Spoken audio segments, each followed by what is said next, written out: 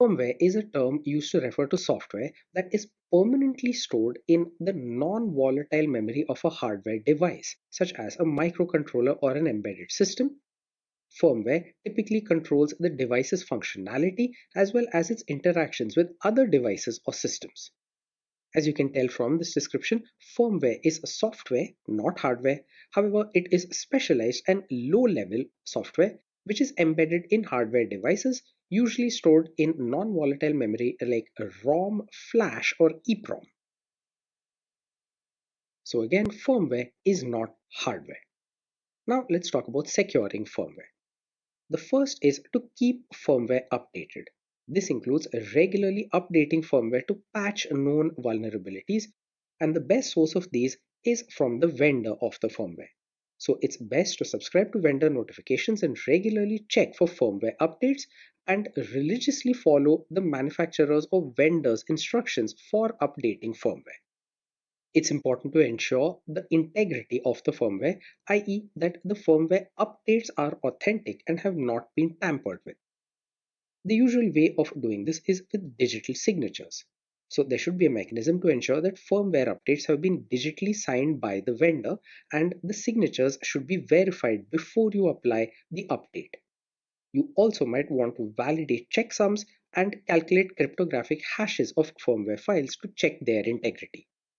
Systems should use secure boot mechanisms to ensure that only trusted firmware and software are loaded during the boot process. One way to do this is with a TPM or Trusted Platform module, which stores cryptographic keys and, of course, enabling secure boot wherever possible. Here, you'll configure your system's firmware settings to enable secure boot to verify the integrity and authenticity of the bootloader and the OS in particular. Access controls need to be implemented in order to ensure that only authorized personnel have access to firmware updates and configuration. That control was rather generic, and so is the idea of using encryption. So we should make sure that we only transmit firmware updates over secure channels using HTTPS, for instance. And then we should periodically back up firmware to ensure that we can recover from failures or corruption. There's a lot to learn from studying firmware attacks, so let's take a look at some famous firmware attacks, starting with the Evil Maid attack. This was a physical attack where the attacker had physical access to a device and replaced or modified the firmware to compromise the device. In 2010, the Evil Maid attack was demonstrated by a security researcher who showed that an attacker with physical access could modify the firmware of a laptop to capture encryption keys and other sensitive information. Stuxnet is widely thought to be the first known malware to target and damage physical infrastructure through firmware manipulation. It is thought to have caused significant disruption to Iran's nuclear program. Stuxnet is a sophisticated bit of malware which targets industrial control systems. This includes firmware level attacks to sabotage centrifuges used in uranium enrichment. Specifically, Stuxnet targeted PLCs, that is programmable logic controllers made by Siemens, and altered their firmware to make the centrifuges spin at incorrect speeds. This damaged the equipment but also reported normal operations to all monitoring systems. In 2014, Kaspersky Lab discovered a sophisticated rootkit in the firmware of high-end motherboards that was being used for espionage. The rootkit was embedded in the BIOS UEFI firmware, and it allowed attackers to maintain persistence even after the reinstallation of the OS or the replacement of storage devices. This rootkit was part of a larger espionage campaign and demonstrated how advanced firmware attacks can be used to maintain control over compromised systems for prolonged periods of time. Dark Radiant was a sophisticated bit of firmware discovered in 2015 that targeted the firmware of network devices such as routers and switches. It was designed to modify the firmware of these devices and to enable remote control and data exfiltration. It also had mechanisms to evade detection and to persist through firmware updates. Then there are various BIOS/UEFI attacks. These have been discovered over the years, and these include vulnerabilities that allow attackers to execute code at the firmware level. These include the Thunderstrike attack discovered in 2014, which targeted Apple's Thunderbolt firmware, and LoJax discovered in 2018, which used a rootkit embedded in UEFI firmware to persist on compromised systems. One final firmware attack that we will talk about is Fanny from 2016. This is a firmware rootkit that was discovered. It targeted various laptop models and allowed attackers to persist even after OS reinstallation. Fanny modified the firmware of affected laptops to enable remote access and control. Next, let's turn our attention from firmware to hardware device drivers.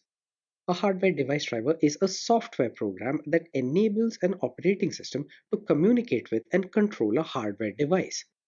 Typical examples of devices include printers, graphics cards, and network adapters. The job of the hardware device driver is to translate OS requests into device-specific commands. Once again, just like firmware, hardware device drivers are not hardware. These are software, but low-level software and specialized software. And for that reason, hardware device drivers are not secure elements either. Next, let's talk about how hardware device drivers can be secured. The first control is to always verify driver integrity, i.e. confirm that the drivers are authentic and have not been tampered with. The best way to do this is by ensuring that the drivers are digitally signed by trusted vendors and verifying those digital signatures before installation. Once again, as with firmware, we can also make use of checksums and cryptographic hashes provided by the manufacturers to verify the integrity of driver files. A second control, which will sound very familiar by now, is that we should make sure that we are implementing secure boot. A third is to limit driver privileges. Here, we should try and make use of the principle of least privilege and configure drivers to operate with the absolutely minimum required privileges. And we should make thorough use of OS system policies in order to restrict driver capabilities and the access of a driver to sensitive resources. Another relevant control here is to use endpoint protection solutions. These include EDR, that is endpoint detection and response solutions, to monitor and protect against threats targeting drivers and kernel components. It's also usually a good idea to make use of antivirus and anti-malware from reputable vendors in order to ensure driver level protection. Another couple of controls here include ensuring that drivers are only obtained from trusted and secure sources, ideally directly from the hardware manufacturer's website. We should avoid third-party sites wherever possible. And finally, we should implement and check code signing policies. We mentioned this already. We should make sure that all of the drivers are signed and verify the signatures before installation. Let's quickly talk through some famous attacks that used hardware device drivers. Blue Pill is a theoretical rootkit concept. This was presented in 2006 and it demonstrated how hardware virtualization features can be exploited to create a hidden virtualized environment beneath the host OS. Blue Pill exploited vulnerabilities in hardware drivers as well as in virtualization techniques to hide malicious activities from the host OS. Of course, in 2006, the world looked very different. Virtualization was just coming into its own. Darkgate is a malware family discovered in 2020. It includes components that exploit vulnerabilities in hardware drivers to gain elevated privileges and also to maintain persistence on the infected system for extended periods of time. The Zipper Down attack was discovered in 2018. This attack targeted vulnerabilities in driver code, specifically affecting the Android operating system. It gained unauthorized access to kernel memory and executed arbitrary code with high privileges. And finally, the Win32k elevation of privilege vulnerabilities were a series of vulnerabilities in the Win32k.sys driver. This is a critical component of the Windows OS.